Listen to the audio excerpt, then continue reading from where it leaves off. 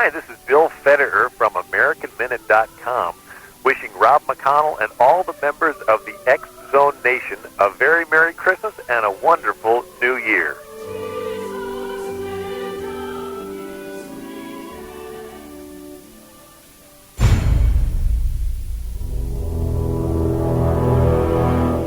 The X-Zone radio and TV show is largely an opinion talk show. All opinions, comments, or statements of fact expressed by Rob McConnell's guests are strictly their own and are not to be construed as those of the X-Zone radio and TV show or in any manner endorsed by Rob McConnell, Relmar McConnell Media Company, Talkstar Radio Network, its affiliated stations, or employees.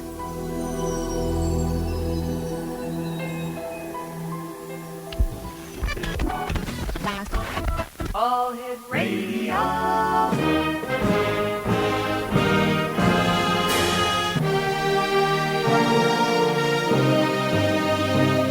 Welcome to the X-Zone, a place where fact is fiction and fiction is reality.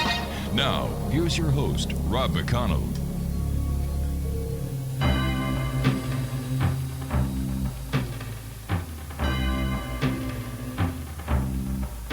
Christmas time, there's no need to be afraid. At Christmas time, we let in light and we banish shade. And in our world of plenty, we can spread a smile of joy. Throw your arms around the world at Christmas time.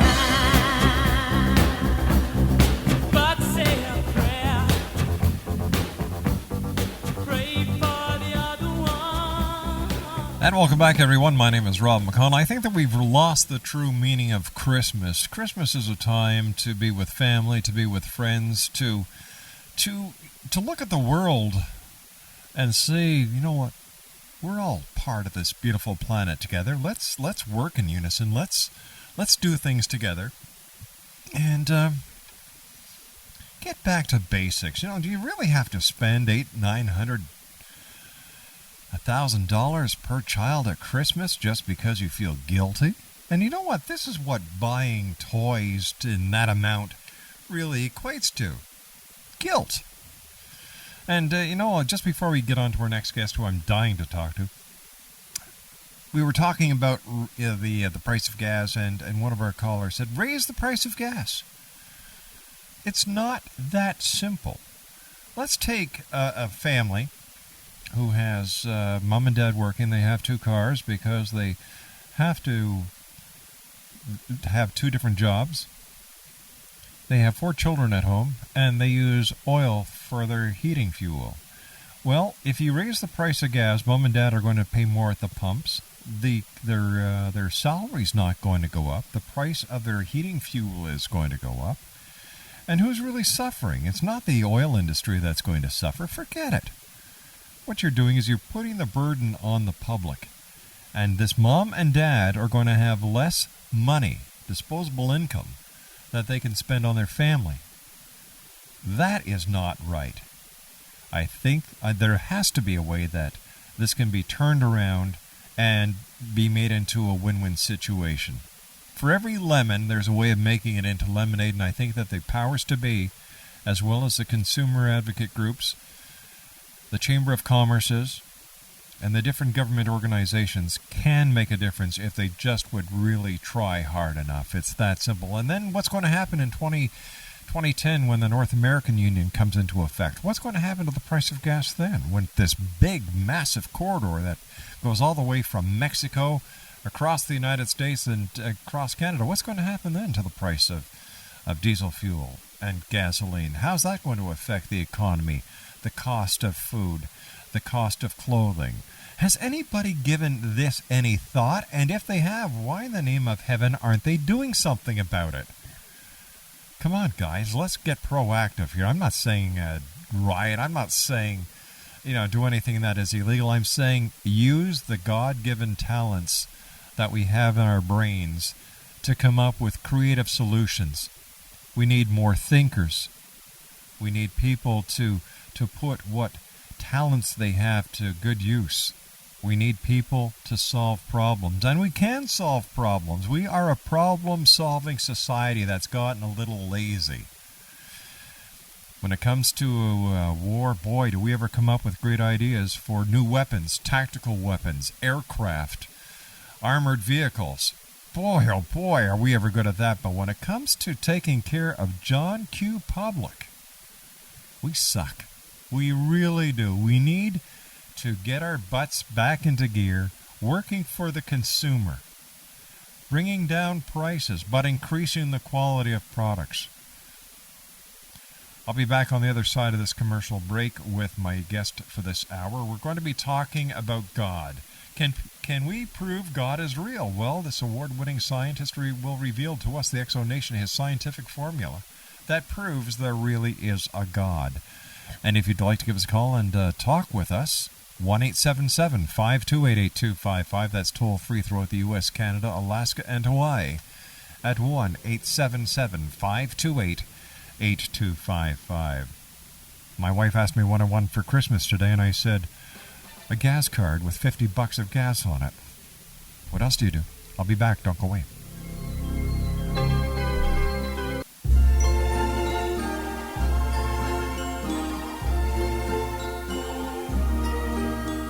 Silver bells, it's Christmas time in the city. Ring-a-ling, hear them ring, soon it will be Christmas Day. City sidewalks, busy sidewalks, dressed in holiday. And welcome back, everybody. I guess one way to beat the price of gas is we all get ourselves Flintstone vehicles and use our feet. Our special guest this hour is J.G. Lenhart, and J.G. is an award-winning chemical engineer. He has applied the formulas and principles that guide his scientific success to a new application, proving God's existence. J.G. outlines those principles in his new book entitled Modeling God. Now, while you may not recognize his name, you'll certainly recognize many of the products J.G. formulated in the laundry detergent and household soap industry. J.G. created Liquid Purex with Bleach Alternative, Liquid Purex Free and Clear, and Liquid Purex with fabric softener. He also created the ultra versions of those liquid detergents. Let me see. J.G. was awarded the 1990 Dow Chemical Central Research Inventor of the Year Award for creating solutions that allow pesticides to be formulated without harmful solvents. He has a B.S. in Chemical Engineering and Chemistry from Clarkson University. And J.G. Lenhart, welcome to the X-Zone. How are you, J.G.? Thank you for having me on. It's great having you on. J.G., is there really a God? Yes, there is. All right, I'm very intrigued about your formula for proving God. Well, what happened is I found I've spent the last 20 years using 4 principles to solve multi-million-dollar problems and create predictive models. Mm-hmm. And about 12 years ago, I applied those 4 principles to figuring out if God exists and what God's identity is. And basically, one of those 4 principles is causality, cause and effect. Right. For every cause, there's an effect. Yes. We see effects around us, so therefore there had to be a first cause, mm-hmm. and that first cause is quote-unquote God. Now, every question I get after that statement is actually about God's identity, not God's existence. And that's the mistake people make about proving God's existence. They're actually trying to prove 2 things. They're trying to prove a first cause, and they're trying to prove the identity of that first cause. And when people can find a contradiction in the identity, the whole thing gets thrown out the window. So basically, a first cause exists. An evolutionist, an atheist, a religious person, everybody believes in the existence of the first cause. Yes. Now, what is that first cause? Some people say it's randomness. Some people say it's quote-unquote God. It's God no matter what, but who is God? The discussion now becomes God's identity after that point. And is this where we're going wrong? Where we're going wrong, is the God's identity is basically every explanation for God's identity is contradictory. Mm-hmm. And if it's contradictory, then he doesn't exist. But you say he does exist. Because I have the non-contradictory identity of God. Now I'll give you an example of a contradictory one. Okay. God cannot be all the time completely just and all the time completely merciful. How would he handle a criminal? If he's all the time completely just, he'd punish him.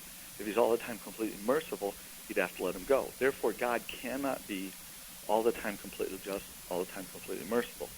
God's identity is God is all the time completely right and all the time completely just. And if you look at that definition, right is a qualitative characteristic of God.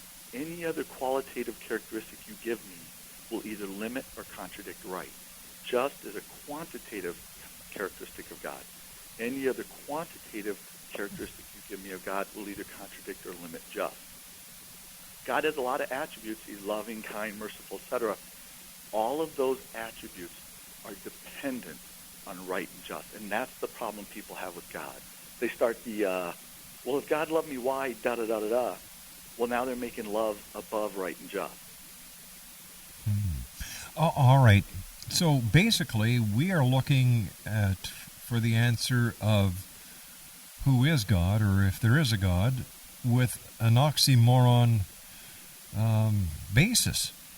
Because right. The thing is that a lot of people, what they do is they like Stephen Hawking. Yes. Their argument against the existence of God is they'll always start with something tangible. And the problem with something tangible being God is the first question you can ask is, well, what made the tangible stuff? Well, then that's obviously not the first cause. The first cause had to be something that's real and intangible, and therefore it would create what's tangible. All right, so what would happen if we said that we were created and it all started with the Big Bang? That would be the cause. But what created the matter that had the Big Bang?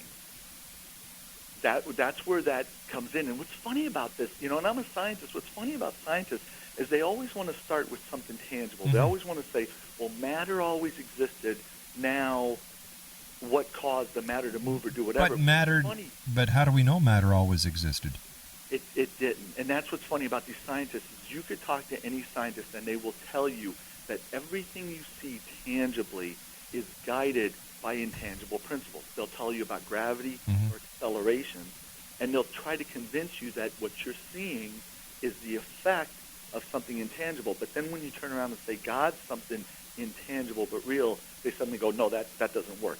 Really, you base your whole science on principles which are real and intangible, yet God couldn't be a principle? That's why God could always exist.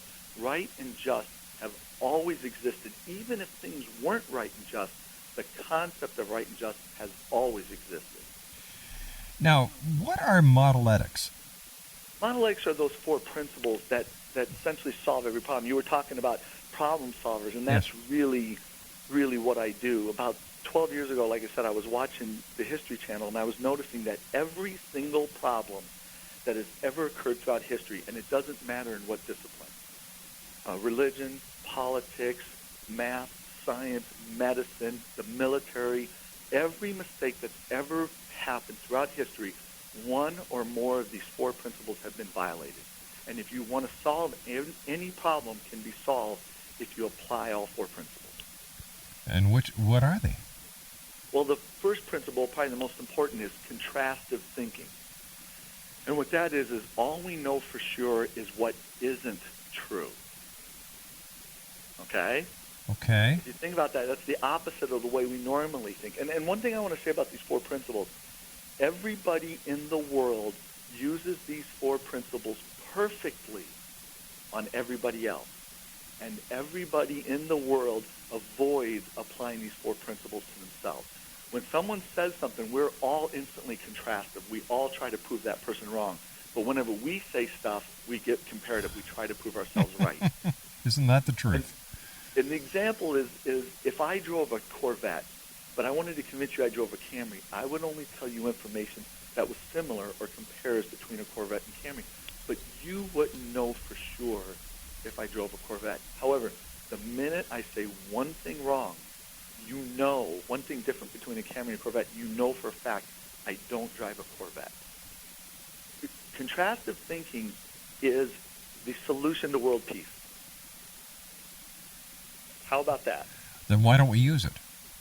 Because naturally in the flesh is what we want to do is we want to be comparative. If every person in the world actively proved their own beliefs wrong, we would never have another disagreement. And every disagreement starts out like this.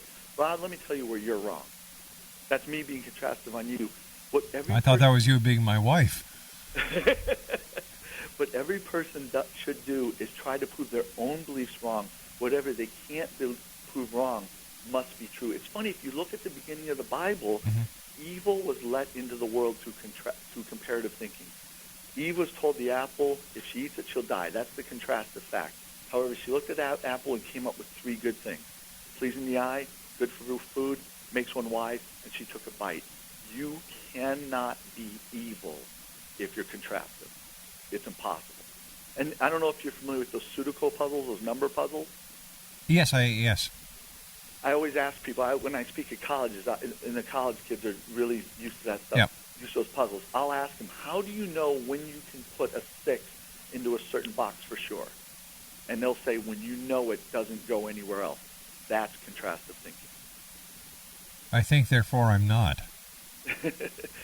Paul, in the Bible, Paul wrote contrastive. That's what makes his writing so powerful, but so hard to understand. In a short book like Thessalonians, within a sentence, he's contrastive. He'll essentially say, I know D is true because it's not A, it's not B, it's not C. In the bigger books like Hebrews or Romans, he is spending the entire book proving D is true by spending chapters proving A, B, and C aren't true. And he's even sort of self-aware that he might get quoted out of context. So he'll say in parentheses, A, he's trying to prove A to be true, and he can't. And then he'll say in parentheses, I'm speaking like an idiot. I'm speaking like a man. Don't quote me that I really believe A is true. I'm trying to show you it's not. That's what science truly is. Science tries to actually, a real scientist tries to disprove the theory, and if he can't disprove it, it must be true. Do you think there'll ever come a time when science and spirituality will work together? They're supposed to. Spirituality is a belief system. Science is not a belief system. Science is a tool for determining truth. Since the beginning of time, religion has always used science as a tool for determining truth. Now, religious leaders may not have liked the answers they got, so they killed the scientists or killed the information. But when people try to make science a belief system, they're really hiding behind science with their own belief system. Science is a tool for determining truth. And every time I hear a scientist or somebody talking about it being a belief system, they clearly don't know what they're talking about. JG, stand by. You and I have to take our news break at the bottom of the hour. Fascinating discussion. Thanks very much for joining us tonight. JG Lenhart's our special guest. His website is www.modelinggod.com, and his book is available at www.amazon.com. If you'd like to give us a call and speak to JG, 1-877-528-8255 is toll-free throughout the U.S., Canada, Alaska, and Hawaii at 1-877-528-8255. I just received an IM from one of our listeners, and I'm chuckling because they say, sure, Rob, I can see it now. We go to the Flintstone cars, and we hurt our feet, and with the way our medical society is taking care of us, we'll never get out of the hospital, and we'll be back in another Stone Age. True, but at least you won't be paying $1.03 per liter. I'll be back on the other side of this commercial break as we continue live and around the world on the Talkstar Radio Network exclusively. And we're coming to you live from our studios in Hamilton. Don't go away.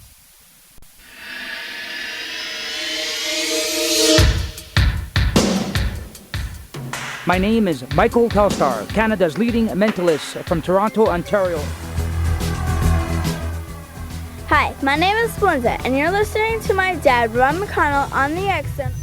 This is Psychic Dorothy from St. Catharines, and you're listening to Rob McConnell. Hello, my name is Holly Reeves, an astrologer from Astro For You, and you're listening to Canada's #1 paranormal radio show, The X Zone, with Rob McConnell. Welcome to The X Zone, a place where fact is fiction and fiction is reality. Now, here's your host, Rob McConnell. All right, you chipmunks, ready to sing your song? I'll say we are. Yeah, let's sing it now. Okay, Simon? Okay. Okay, Theodore? Okay. Okay, Alvin? Alvin? Alvin! Okay! Christmas, Christmas time is near. Time for toys and time for cheer. We've been good, but we can't last. Hurry, Christmas, hurry fast. Want a plane that loops the loop. Me, I want a hula. Oh, they were the good old days when all the kids wanted was a hula hoop or a slinky toy. Now, oy vey. 1-877-528-8255 is toll-free throughout the U.S., Canada, Alaska, and Hawaii. My name is Rob McConnell, and my special guest is J.G. Lenhart. And J.G., it's great having you with us. You've got a number of people listening around the world who are saying, okay, give that to me one more time. Okay. God is all the time completely right and all the time completely just. And every characteristic of God, his love, compassion, everything is dependent upon right and just. Every person who has a problem with God Right. basically saying, I think God's great, but in my case, I think he was wrong or unjust. Oh, okay, now. I've seen people spend 4 and 5 years of their life trying to prove that God was wrong or unjust in their case. Mm-hmm. When we show them that he can't be wrong or unjust, literally in an hour, they'll essentially realize from God's point of view they must have done something wrong or unjust. And when they fix that, we've essentially saved 4 or 5 years of their life. Right. Okay, now you say God is just, Yes. and God is always right? Yes. Okay. Now, if we were made in God's image, then how come we're not? We have that desire. It's a great question. We have that desire to be right and just. If you think about it, you don't have to, none of your callers have to learn to want to be right. And none of your callers have to learn to get upset when things are unjust against them. Okay. Every person has that desire to be right and just, but they can't do it.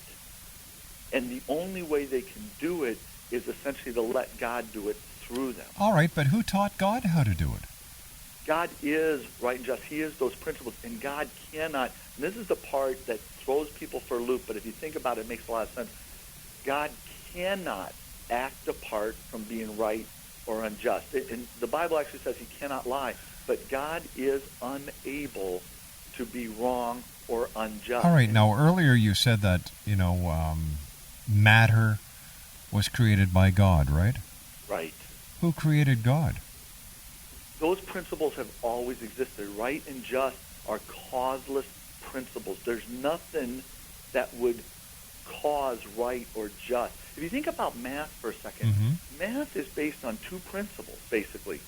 This number is specifically this amount. Yeah.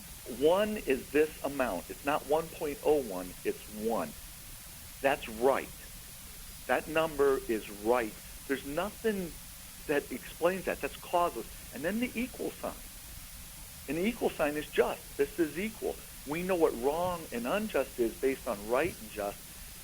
Basically, math starts with this number means this, and here's an equal sign. And from there, everything, you build and build and build, and you have calculus. All right, that's because Same way we're with God. that's because we're a binary society. We're based on zeros and one. However, when it comes to God, if matter was created by God, then who created God? The right and just, like I said, these are causeless principles. Those are 2 But principles. they are principles created by man to explain. No. Yes. No, if anything, we don't do those principles, and we have to sort of learn those principles. But right and just, things being right and being a certain amount and things being just or equal are true, even if nothing was right, that principle would still exist because we'd measure against it. All right, but that is a principle that was created by men. God did not create the principle, and if man is as we know, is not perfect, then we may have flawed with that formula, and therefore the assumption or hypothesis that God is real could be flawed. I would say, again, causality proves there had to be a first cause, and the only non-contradictory explanation would be right and just. Men did not create the concept of right and just. We discovered it. There's a big difference between discovering the Pacific Ocean and creating the Pacific Ocean. No man created right and just. They discovered it. That's a big difference. But and how? When we discovered it is the fact that we couldn't do it. We discovered right because we're something we want that we can't seem to attain, and we discovered just because when things are unjust, we get ticked off. We didn't create those concepts. You know, C.S. Lewis talks about every person has inside of them that they never had to be taught it. They never had to create it. It existed. And we just discover it within ourselves. That's a big difference. There's a big difference. A lot of people accuse me of creating these principles, and I'm like, that'd be great. If I created these principles, I'm the smartest person in the world. But I didn't. I discovered that if you put these four together, you can always find truth, and throughout history, you'll always find where a mistake was made. I understand that. But what we are assuming at this point is that we are perfect. Because we're not perfect. Then how can we say with all certainty that these principles are real and they exist as you portray them to exist if we're not perfect? We're not perfect, and what I was saying is the reason we know these principles exist is because we're unable to do them. So it's something we're striving for. One of the things that I talk about is how can Jesus be fully man and fully God? And I'll have teenagers ask PhD theologians that question, and they can't answer it because you have to have a definition of man and you have to have a definition of God. Jesus' mom being a person and his dad being God would make him half man, half God. If you understand that God is right and just and unable to act apart from that nature, that's the non-contradictory definition. The definition of free will is ability to act apart from their nature. Man is not right and just, but is able to act apart from his nature. We are able to be right and just, but it takes an intentional effort. Nobody is naturally right and naturally just. There is no bridge between us and God. God is right and just. We are not. God cannot act apart from his nature. We can. The only bridge would be a being who could act apart from his nature. And in everything they did, they were right and just. That's why Jesus couldn't have been wrong one time, or we wouldn't have that bridge. Okay, now hold on. Let me just ask you this question then. Sure. If God is just and right all the time, okay, let's just put that on the left-hand side for a second. Is murder good?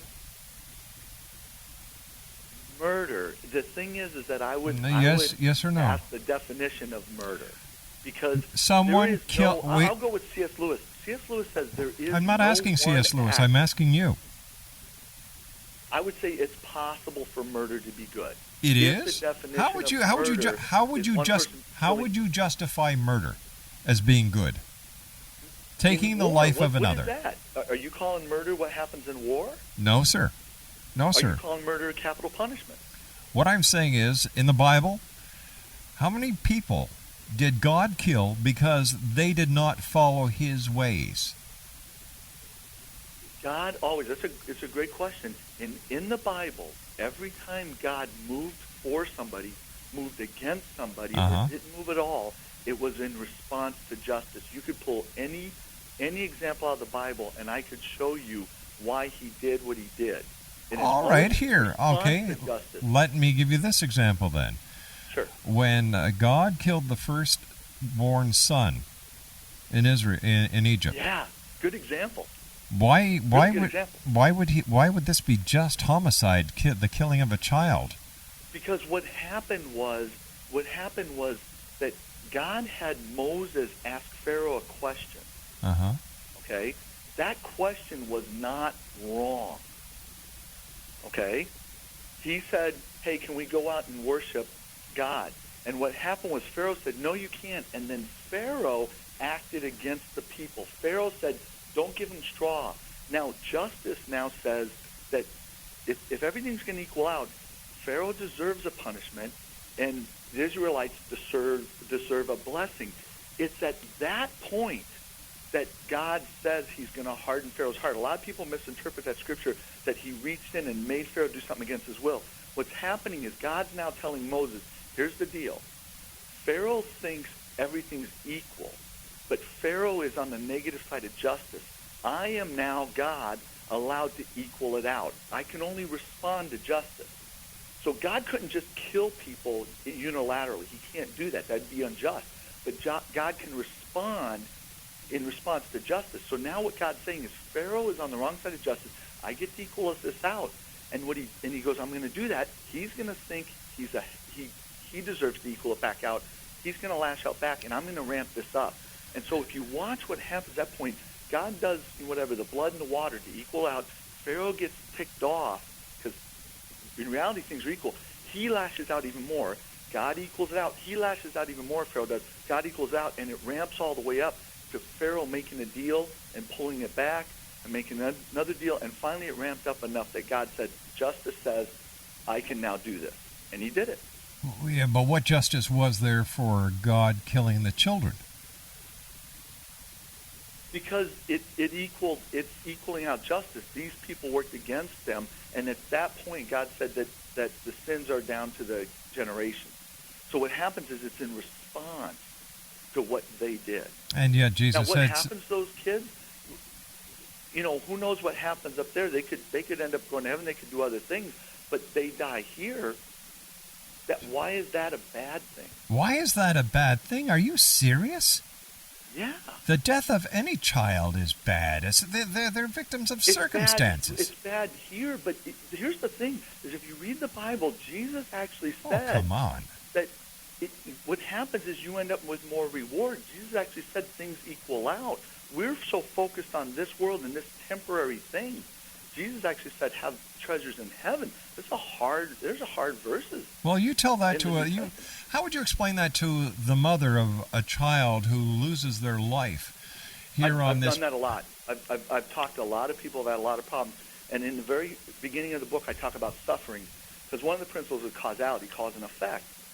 Suffering is either for a cause or effect. When I deal and counsel people who are suffering, what I ask them is, the first question I ask people is, did you cause the suffering? Because if you're suffering as an effect of something you caused, then you need to repair the cause to limit the suffering.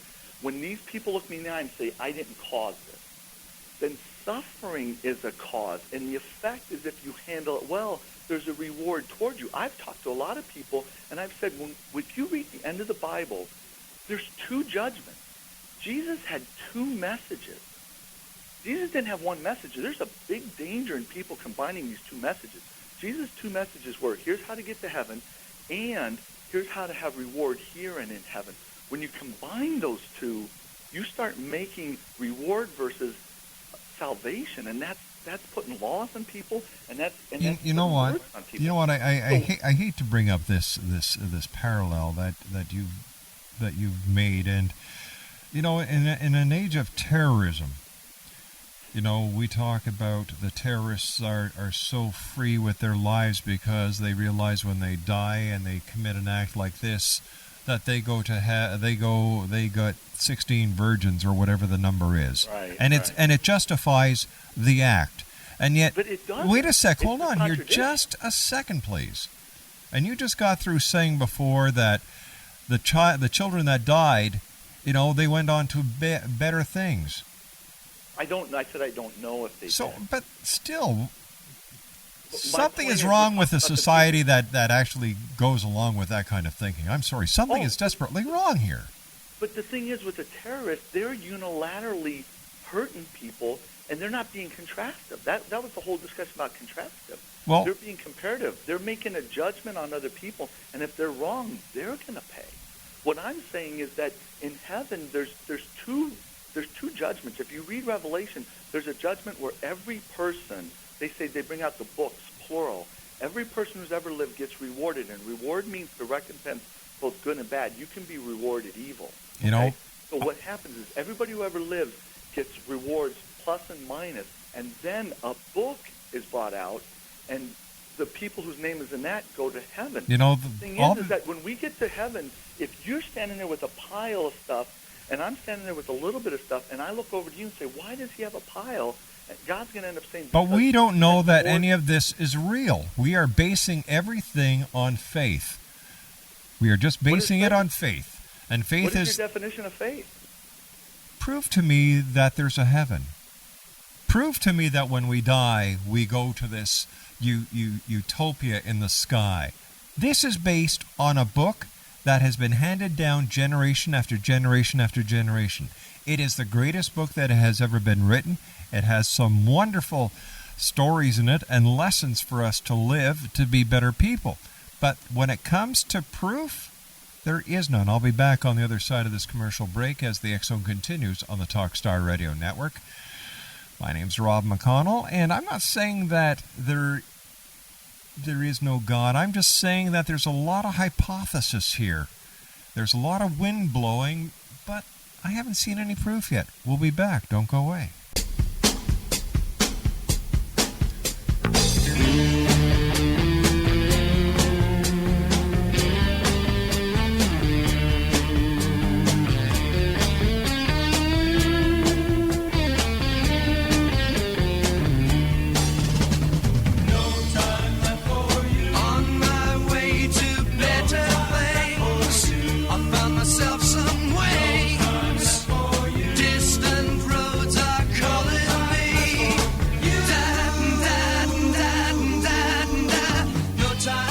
Welcome back, everyone. I'd like to take this opportunity of thanking all our guests tonight, Dr. Georgina Cannon with the Ontario Hypnosis Centre, Cliff Mickelson, the Executive Director and Chief Science Officer for the Morgellons organization, the New Morgellons Order, Richard Clow. He told us why the gas prices are going up and how much money the oil companies are making, and J.G. Lenhart is with us, and we're talking about can we prove God is real? On tomorrow night's show, we have Dr. Jason Rand, Ellen McDarr, Elizabeth Joyce, and Cal Korf.